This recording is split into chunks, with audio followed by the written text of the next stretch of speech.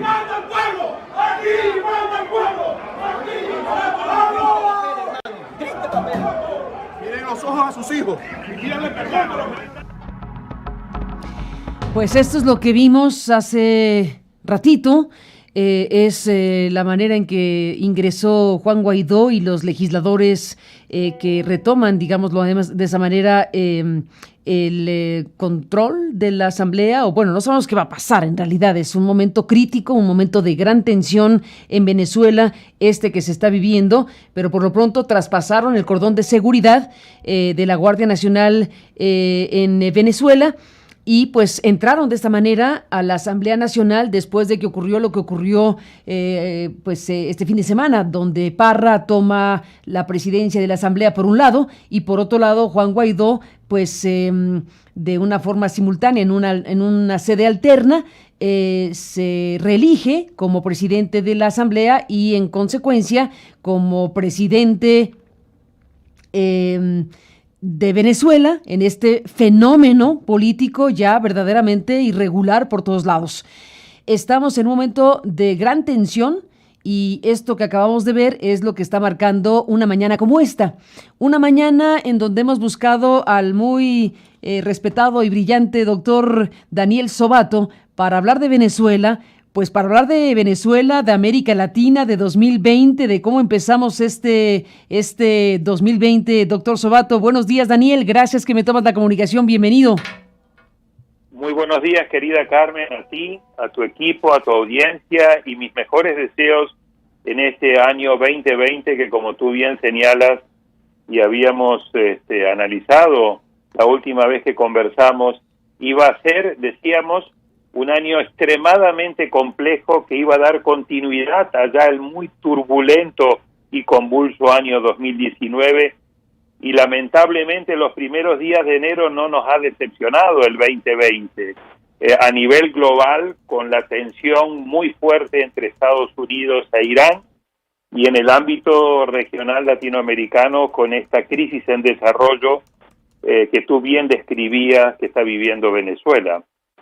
Muy complejo Venezuela en este momento. Déjame empezar por ahí porque, bueno, sí, el panorama general de América Latina de por sí es complejo. Tuvimos un 2019 convulso de una fuerza social impresionante en general, con países muy específicos que están dando pasos muy importantes como los chilenos, los colombianos, los ecuatorianos, en fin. Hay un fenómeno muy importante en América Latina que quedó muy marcado por la presencia masiva de personas en la calle.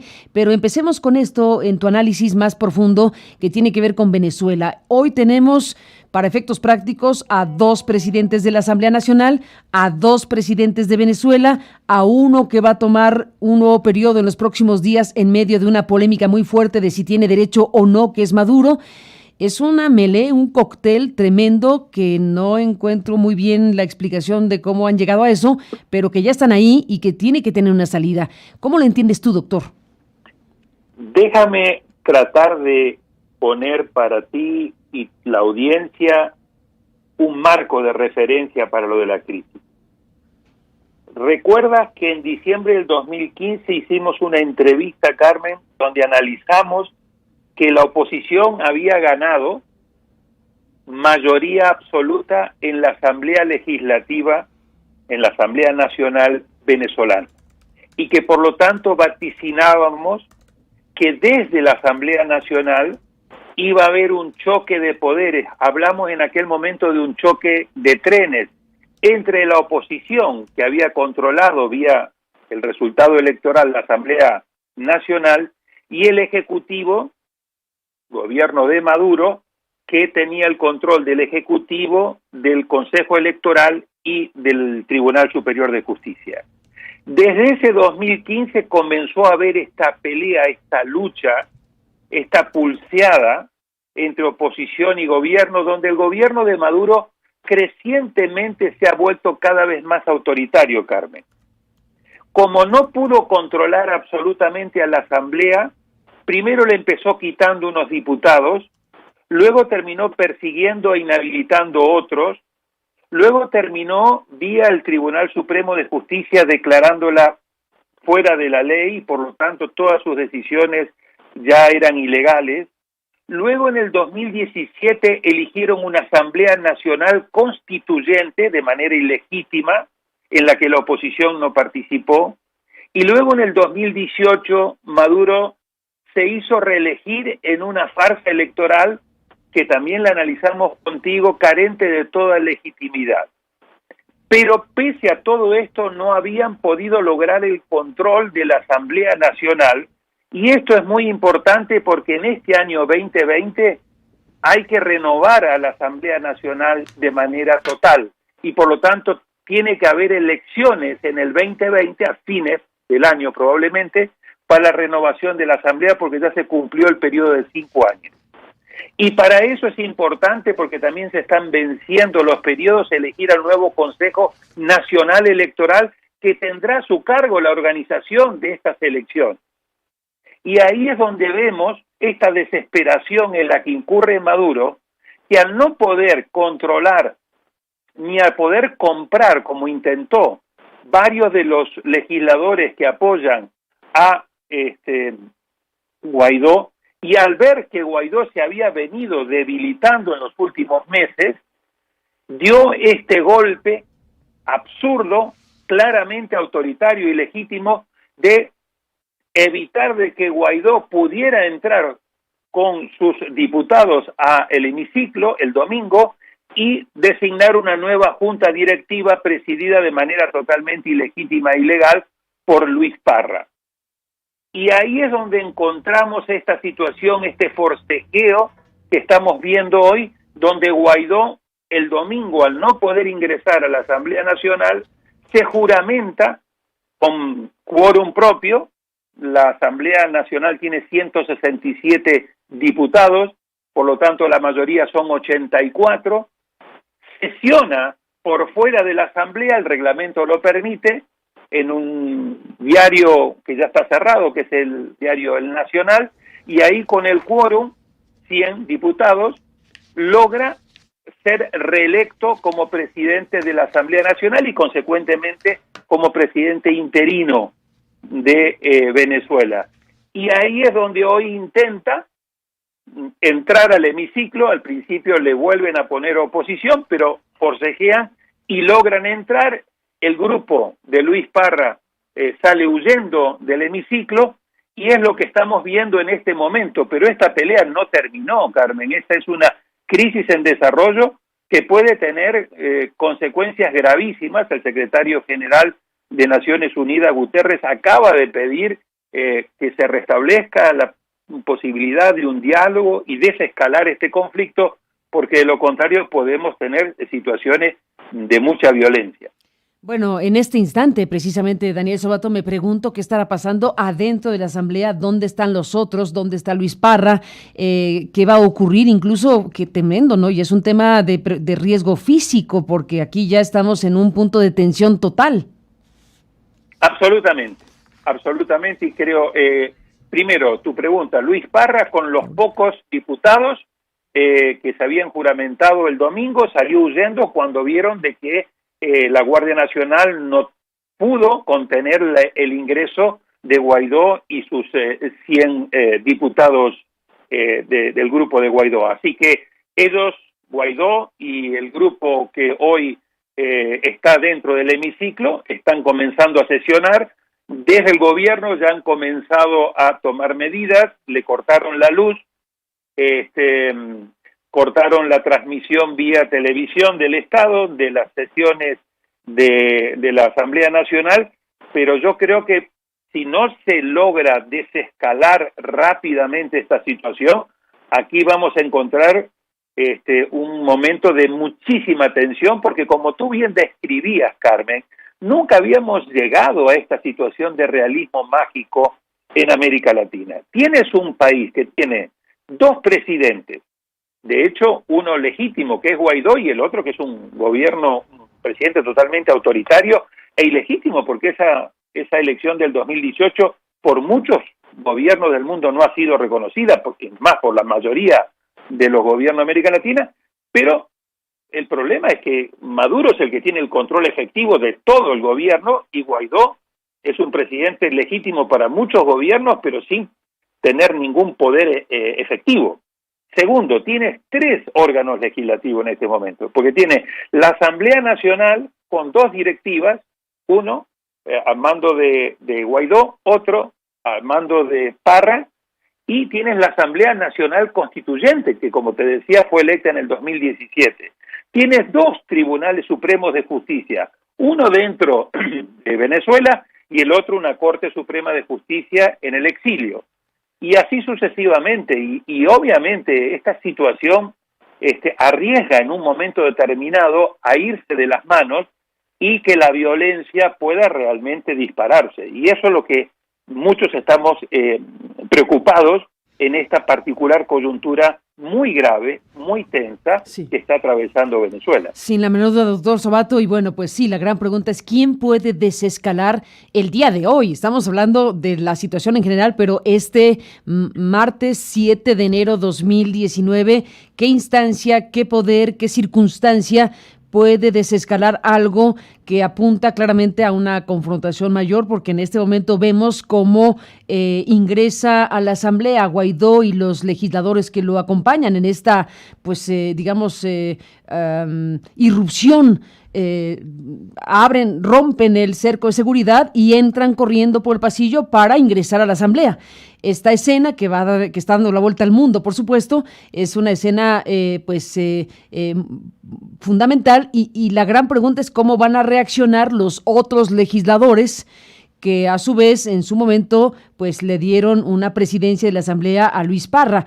Yo no sé dónde estarán físicamente los otros, pero por lo pronto lo que hace rato ocurrió permitió a Guaidó tomar protesta, como lo podemos ver ahora. Te comparto, Daniel, y por supuesto al público, estos 50 y pico segundos donde Guaidó está tomando protesta ya dentro de la Asamblea Nacional. Juan Gerardo Guaidó Márquez, juras cumplir con la Constitución venezolana, juras cumplir con la ley, juras cumplir con los más altos preceptos de la venezolanidad para ejercer de manera interina como encargado la presidencia de la República Bolivariana de Venezuela. En nombre de los que no tienen voz, en nombre de esas madres que lloran a sus hijos en la lejanía, en nombre de los maestros que hoy luchan, de las enfermeras, de los estudiantes, en nombre de los presos políticos que no tienen voz, hoy sobre esta Constitución que haremos vivir, renacer. No habrá más hablar de muerte, sino de vida en Venezuela. En nombre de Venezuela, juro cumplir con los deberes de presidente encargado y buscar solución a la crisis para vivir. Doctor Daniel Sobato, esta es la escena. Así es, Carmen. Mira, el 2020 va a estar marcado por esta elección. La elección para renovar la totalidad de los miembros de la Asamblea Nacional, y para eso hay que elegir un nuevo Consejo Nacional Electoral, y para eso hay que generar las condiciones de confianza y de credibilidad de este proceso electoral. Y ahí es donde vamos a ver una pugna muy, muy fuerte entre el gobierno autoritario de Maduro y el sector de oposición que lidera Guaidó. Vos decías, ¿quién podría en este momento desescalar? Mira, desde el punto de vista de organismos internacionales, obviamente el que mejor está posicionado es Naciones Unidas, porque la OEA... No, imposible, la OEA no. Ha tomado partido. Sí, imposible, la OEA no. Imposible. El Grupo de Lima ha tomado partido y por lo tanto no creo que pueda realmente abrir un espacio de diálogo. Tampoco. Quizás 3 países, como es México, como es Argentina y como es Uruguay, Tabaré Vázquez todavía hasta marzo está como presidente, aunque va a tener que conciliar mucho las posiciones con el nuevo presidente Luis Lacalle Pou, que va a asumir el 1 de marzo, pero Alberto Fernández en Argentina y Andrés Manuel López Obrador, que han tomado como una posición más imparcial, creo que estarían en condiciones de eventualmente dentro de América Latina ofrecer un espacio para el diálogo. Noruega, que había comenzado a iniciar un proceso de diálogo, podría tratar de volver a ofrecer sus buenos oficios. No se me ocurre mucho más porque la mayoría de los países ya han ido tomando posición, pero sí urge tratar de establecer un espacio de diálogo para evitar de que esto siga escalando y la violencia sea la que termine irrumpiendo fuertemente en Venezuela. Y bueno, se aproxima la fecha en enero donde Maduro tomaría un nuevo periodo, lo cual está lleno de polémica y que va a acelerar o va a acendrar todavía más la confrontación. Absolutamente. Así que creo que tenemos que irlo monitoreando. Sigue estando esta situación, esta pugna, esta pulseada que se va a ir escalando. Lo vimos, el domingo movió ficha el gobierno, hoy, 48 horas después, Guaidó le devuelve el golpe. Esto no termina aquí, por claro, así que vamos a tener unos días y unas semanas intensas para ver si esto degenera en una mayor represión que podría venir de parte del gobierno de Maduro, o bien en la posibilidad de abrir un espacio de diálogo para desescalar la situación. Maduro creo que ha cometido un error y está pagando el precio de ello porque no logró absolutamente nada. La nueva presidencia de la Junta Directiva encabezada por Luis Parra carece absolutamente de todo tipo de legitimidad. Hasta ahora quien los ha reconocido es Rusia y Cuba. Eventualmente quizás también lo haga Nicaragua, pero no mucho más allá de ello.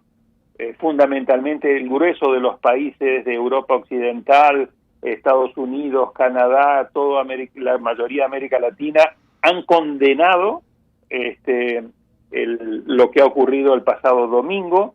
Incluso países como México, con Andrés Manuel López Obrador, como Argentina, con Alberto Fernández y el mismo Tabaré Vázquez en Uruguay, que habían buscado siempre una posición mucho más imparcial para tratar de aportar en un proceso de diálogo, condenaron fuertemente los actos arbitrarios e ilegales del domingo pasado cometidos por Maduro.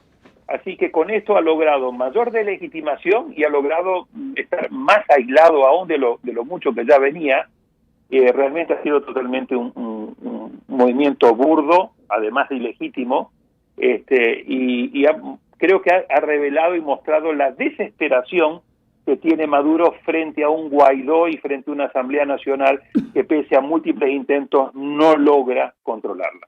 Y hoy lo estamos viendo nuevamente, ¿no? Pues tal como lo dices, hay que estar monitoreando minuto a minuto este momento de Venezuela. Esto ahora sí que es literal, minuto a minuto, lo que está ocurriendo este día 7 de enero, pero en general lo que estás aquí explicando para entender este punto crítico al que ha llegado Venezuela y qué perspectiva se tiene pues para este 2020. Y está América Latina en su conjunto. Daniel, no me voy a despedir sin preguntarte en general porque América Latina tuvo un 2019 verdaderamente efervescente, una movilización social inesperada en lugares como Chile, en lugares como Colombia, en lugares como Ecuador, en lugares en donde la gente salió a expresarse de formas muy fuertes. Y bueno, ¿cómo pinta 2020? ¿Qué agenda tenemos enfrente? Sobre todo cuando tenemos, desde luego el tema político, el tema electoral, que hay una agenda electoral muy importante, el tema social, que es fundamental también en momentos como este. ¿Cómo ves, doctor Sobato, este año que empieza? Carmen, me gustaría darte mejores noticias, pero lamentablemente creo que vamos a tener un año 2020, si no igual de complejo, quizás más complejo aún y más turbulento aún que tuvimos en el 2019. Y permíteme rápidamente explicarte. En Haití la situación de profunda inestabilidad con el gobierno de Moïse no se ha resuelto. Por lo tanto, vamos a seguir viendo una situación de profunda inestabilidad en Haití. Acaba de salir un informe de Naciones Unidas donde dice que de los 11 millones, 4.1 millones de haitianos están en peligro de emergencia alimentarias. Estamos ante una situación de extrema vulnerabilidad política y social, Haití, y eso puede, obviamente, y va a perjudicar y va a afectar todo el tema relacionado con República Dominicana, que este año va a tener elecciones presidenciales. En México creo que Andrés Manuel López Obrador va a tener que comenzar a dar resultados, fundamentalmente en dos frentes. En el frente de recuperar tasas de crecimiento económico, el año pasado la economía creció 0, y en el frente de la seguridad ciudadana, donde he leído de que, de acuerdo a las estadísticas, alrededor de 32.000 homicidios, lo cual convierte el año 2019 quizás en el de mayor número de homicidios desde que se hace esta medición. De que hay una obligación muy importante en el caso de México de dar resultados. Triángulo Norte muy complicado, con un nuevo gobierno en Guatemala, en una situación muy compleja, y en Honduras con una situación de un gobierno como el de Hernández que sigue muy delegitimado y donde me temo que van a seguir volviendo los estallidos sociales y las manifestaciones. En el caso, bajando ya a América del Sur, vimos lo de Venezuela, pero todo el arco de región andina está complicado. La situación en Colombia, si la situación de Venezuela se complica aún más, va a seguir expulsando gente. Ya hay 4.5 millones de venezolanos, 2 millones de ellos en Colombia. Por lo tanto, el tema migratorio se va a seguir agravando por el tema de Haití, por el tema del Triángulo Norte y sobre todo por el tema de Venezuela.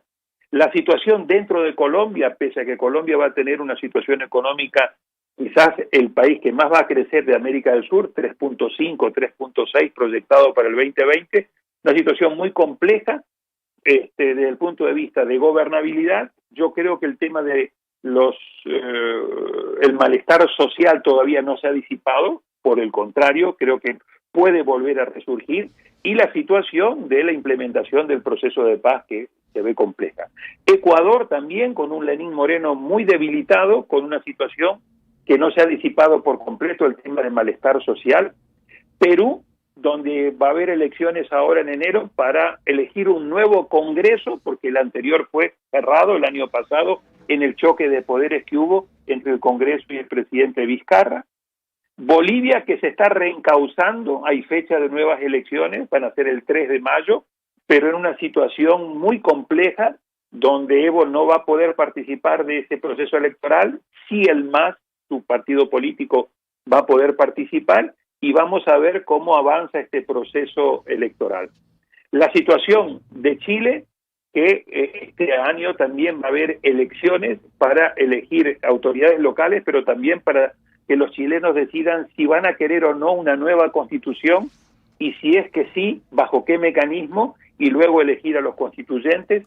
Pero además de este tema de una nueva reforma, de una nueva constitución vía reforma constitucional, está el tema de negociar un nuevo pacto social para dar respuesta a las grandes demandas ciudadanas. Por lo tanto, el tema no está resuelto, y este estallido social del 2019 le ha pegado muy duro a la economía chilena, y esto va a generar crecimiento bajo, baja inversión y alto desempleo.